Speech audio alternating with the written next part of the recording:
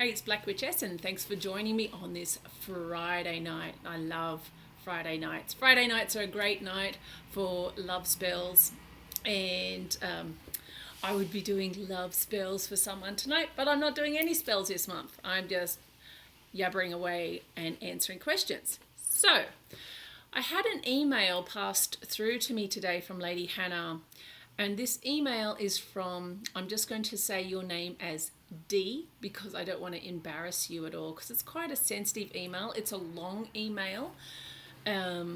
So I hope I capture all the elements for you, D. What you were saying is that you're practicing Cetan, you're a Cetan, and I understand what a Cetan is. It's a breakout. Don't correct me on this, okay, because it's just a very general understanding. It's a breakaway from Satanism, and it was begun by one of the leaders of the Satanic Church who broke away, Aquino, I think his name was, and he's also a psychologist, and he did a lot of writing. He's done a lot of great work. In fact, the Church of Satan, as LaVey's daughter said, was all crap. However, some of the writings and the teachings from that are quite good. I really like their laws, if you like. They're logical and they make sense. However, because the whole Satanic Church was based off, if you like, it's like a Monty Python's version of what they would do to religion. So it's very hard to take seriously. And also, Satanism, correct me if I'm wrong here, but they believe Seth is real, and I have a completely different view on that. I do strongly believe in the Egyptian magic, but I don't believe that Set is a real god. And so there you go. But that's not to say anything. That's just my personal belief. So everyone to their own. And if it works for you, keep doing whatever you do. The challenge is for you, D, is that you're looking to become part of an organized religion when you're not in a good mental health state. That is something that I strongly recommend you step back from. I don't recommend that you participate in any form of dark magic where you're bringing in darker spirits while you're not mentally fit. And the reason why, as I'll get to in some later videos, is that when you go and meet or want a demon to do work with you or for you, you have to go in there with strength. You have to be mentally switched on. The other side mostly speaks telepathically, and so they know what you're thinking and what you're feeling probably better than what you do. And if you're not 100%, or even, I'm probably not always 100% with it anyway, but if you're mentally unwell, if you can't protect yourself up here because of challenges, because you could be on antipsychotics, antidepressants, or any other type of treatment, you can't protect yourself. So this is where the challenge might be.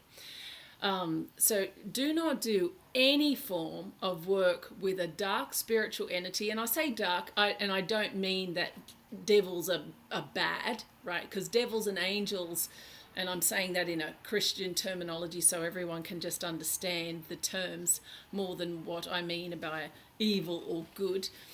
But don't do any work that you have to come up to a spiritual entity and get them to work with you, because it's going to fail terribly. And this is what's been happening with you. You're feeling like you're under psychic attack. You're feeling probably all sorts of, I'm just quickly scanning through your email again. Yet you felt the full force of an attack when your protection was removed from you. So what you need to do and focus, I'm not saying drop out of the church at all, but you can just step back and not participate in castings. Sorry, I don't mean church. I mean practicing your faith. Just do not practice at all any level of contacting the other side. Work on your relationship with your own ancestors, with your personal guardian angels, if you like, or spirit guides. Really develop a strong relationship there. Have an altar. Show them respect. Give gratitude for them. But don't go into any sort of spell casting where you're getting them to work with you, because they're going to play with you like Play-Doh. So just step right back for now, right? Now, when you're on medication, this doesn't mean you're going to be on it forever. Right, medication is very important when you're going through different periods or phases in your life to get you over the hump, so you can do lots of skill building exercises so you have the skills to handle day-to-day life. You can't ask the other side to give you those skills or to do that work for you. You're here in the present moment in a physical body to enjoy your life and get things done now. Okay, if you're feeling depressed or if you're feeling anxious, or especially if you've got post-traumatic stress, you need to get those life skills in order before you participate in any form of heavy spell casting. Take a step back and do some more positive, it's all positive, depends the way you look at it, but just more gratitude type spells. Because if you're depressed, you're thinking, if your mind's always in the past, it's depression. So if you're feeling like failure, if you're really always thinking about how much of a screw up you are, and I'm shit and all that sort of stuff, you're thinking about the past, that's depression, right? If you're really anxious and you're fearful, that's anxiety, and that's in the future. What you need to do is bring yourself right back to the present moment and do maybe some candle work where you're burning a candle and you're giving gratitude for your health, gratitude for your friends, gratitude that you're practicing your spiritual practice, that you are involved in whatever you're involved in. Have gratitude, but you don't need to be involved in spell casting where you're contacting the other side. So I hope that's a straight out answer that you're looking for. Just reading it quickly. Okay, in terms of your talisman, absolutely reactivate any talisman you have. So if you do have talismans of any sort, right, we should all have some sort of talisman. Most of the time, if you put them in water, for example, mojo bags or stuff like that, you actually deactivate them.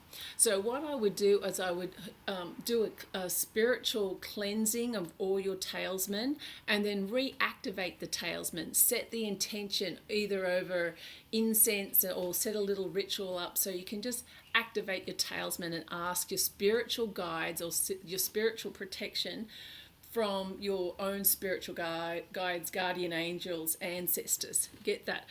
Go and do a spiritual bath. Do a spiritual cleansing first thing in the morning. Set your intention for the day. It's really, really important. So you're just clearing your aura every single morning and setting that intention. And you'll find if you do a spiritual bath, a salt cleansing every single morning for about, you seem quite heavily depressed. I would do it every day for at least 7 days. First thing at sunset every single day, and set your intention. And I swear that you will have a different perspective by the end of the week. Okay? So I hope this has helped you. I hope that I've answered everything that you wanted me to answer.